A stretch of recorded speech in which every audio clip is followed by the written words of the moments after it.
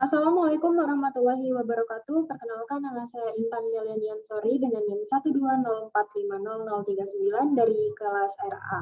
Di sini saya akan menjelaskan tugas besar mata kuliah Statistika Sains Data, di mana di sini menjelaskan tentang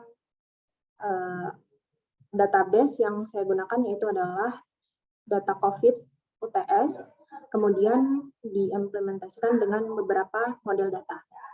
Yang pertama, saya melakukan import package, di mana di sini import pandas, kemudian ada import NumPy, kemudian ada import random, dan import matplot. Selanjutnya memasuki data wrangling. Di sini saya melakukan menampilkan data yang saya pakai, yaitu data COVID UTS, di mana di sini headernya saya jadikan 0 agar negara, tanggal, varian, dan nilai positifnya itu naik ke atas. Kemudian saya menggunakan PD data frame, display data.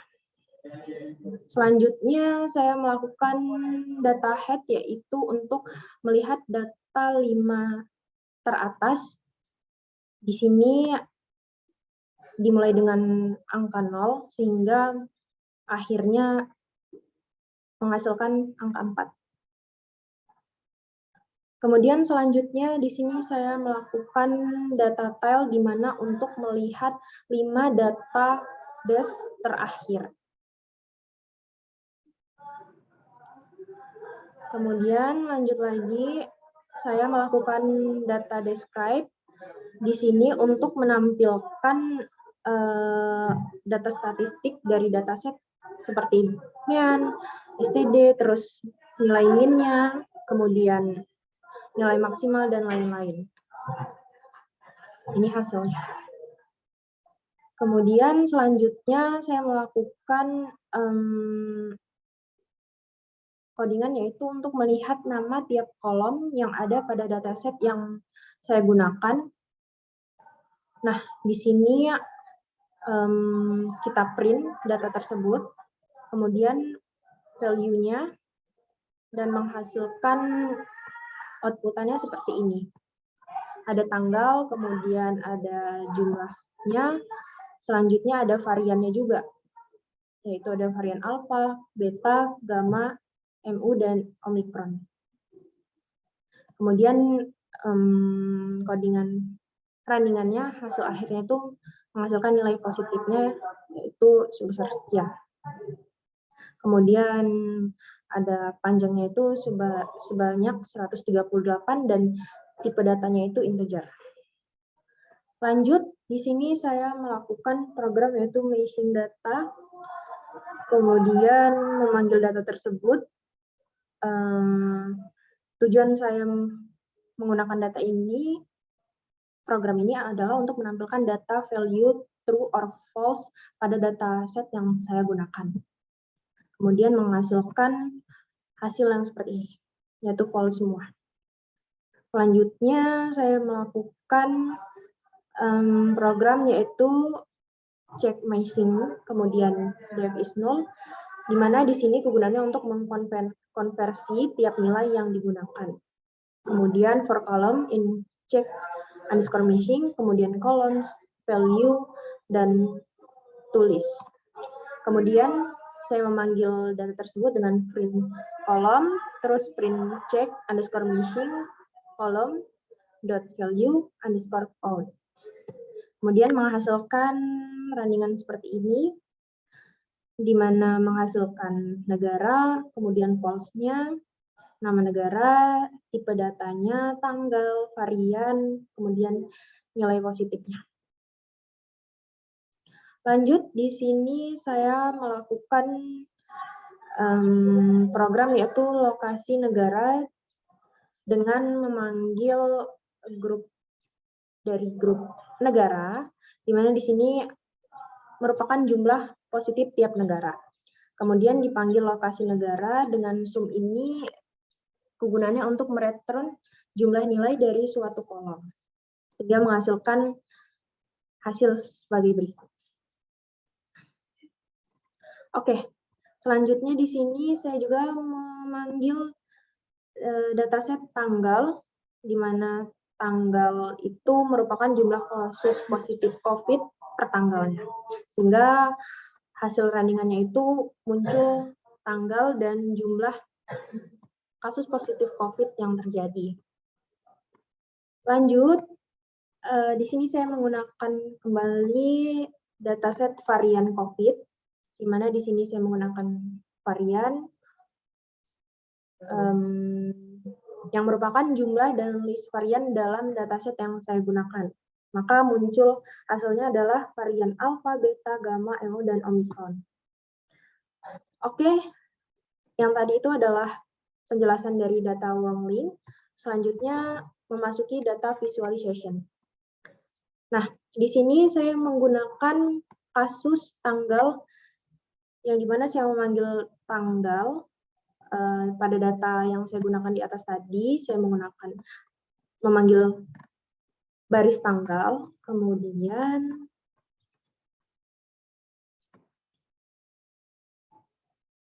tujuannya itu adalah visualisasi jumlah kasus per tanggalnya. Jadi di sini kita mau ngeplot data, di mana plot data ini mengenai kasus COVID pada per tanggalnya.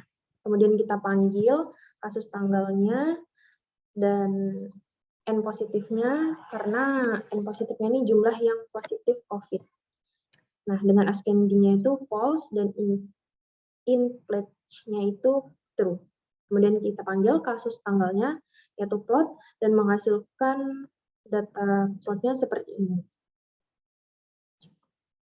Oke, selanjutnya saya melakukan plot data kembali tentang kasus lokasi. Di sini saya menggunakan kasus lokasi, yaitu pada baris negara. Jadi saya memanggil data negara untuk menghasilkan visualisasi jumlah kasus per lokasi.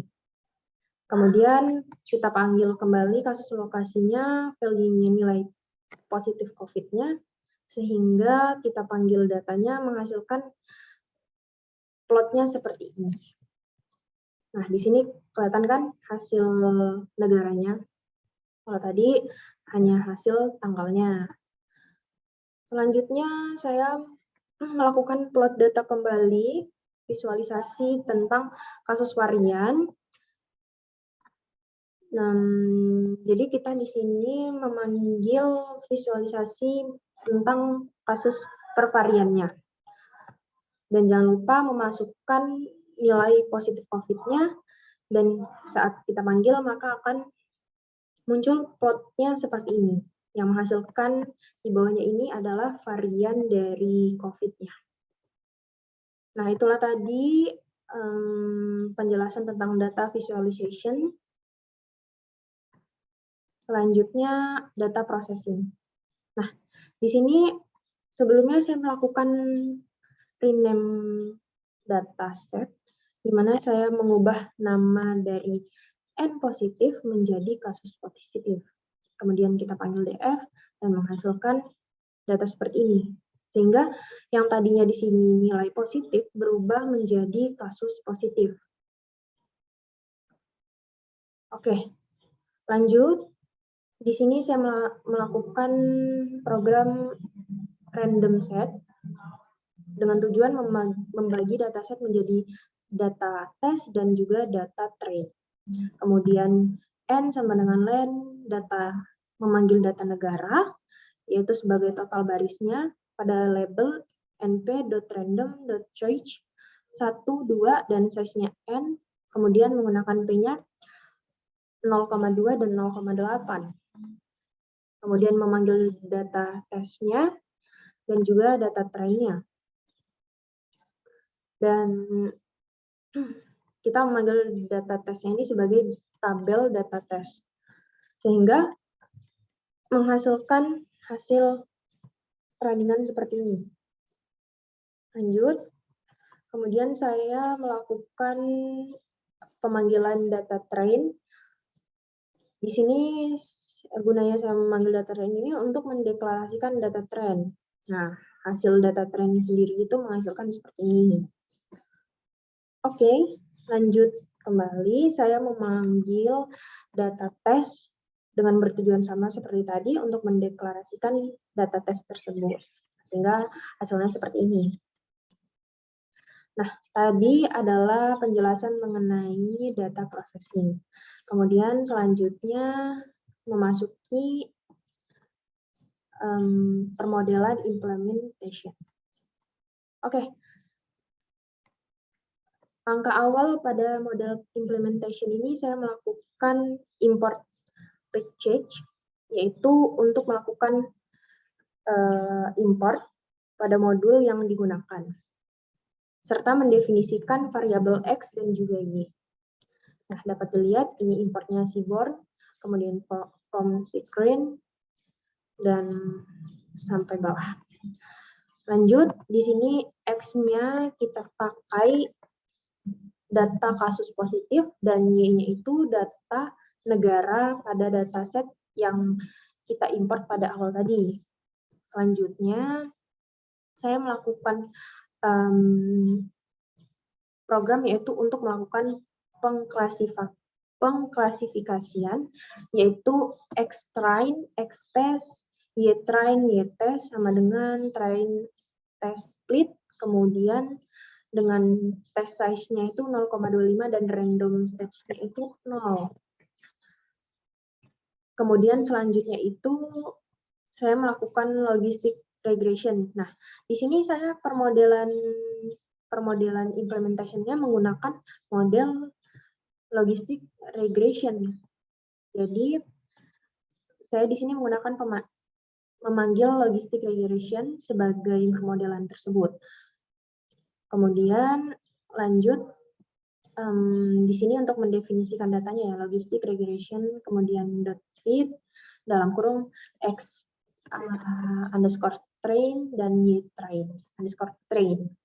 Kemudian memanggil Y underscore prediction-nya yaitu sama dengan logistic underscore regression dot prediction dalam kurung X underscore test.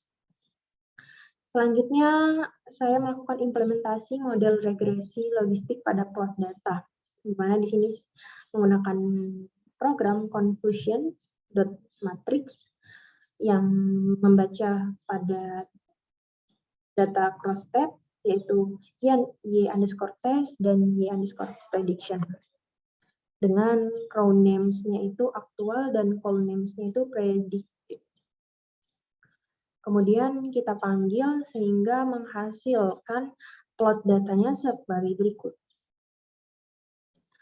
Selanjutnya, saya memanggil data X-test, X underscore test, kemudian Y underscore prediction, sehingga menghasilkan data sebagai berikut. Lumayan banyak. Oke, setelah selesai, saya melakukan akurasi dengan memanggil akurasi pada data model yang saya lakukan di atas dengan matrix .accuracy score dengan hasil akurasinya itu 0,176 atau bisa disebut dengan 176%. Oke, next selanjutnya pada model logistic regression yang saya pakai itu, saya melakukan model .fit-nya, yaitu X-train dan Y-train, untuk melakukan prediction pada model yang saya prediksi tadi, yaitu X-test-nya. Kemudian memanggil print-nya, classification, underscore report, Y-test, dan prediction, sebagai laporan klasifikasi. Dan juga memanggil print akurasi score sebagai skor akurasinya, sehingga menghasilkan hasil seperti berikut. Oke, sudah selesai. Itulah tadi penjelasan mengenai permodelan data yang saya pakai. Semoga apa yang saya sampaikan dapat dipahami oleh Bapak atau Ibu dosen, dan saya mohon maaf apabila terdapat kekurangan dan apabila terdapat kesalahan yang saya tidak sadarkan. Oke, terima kasih. Saya akhiri. Wassalamualaikum warahmatullahi wabarakatuh.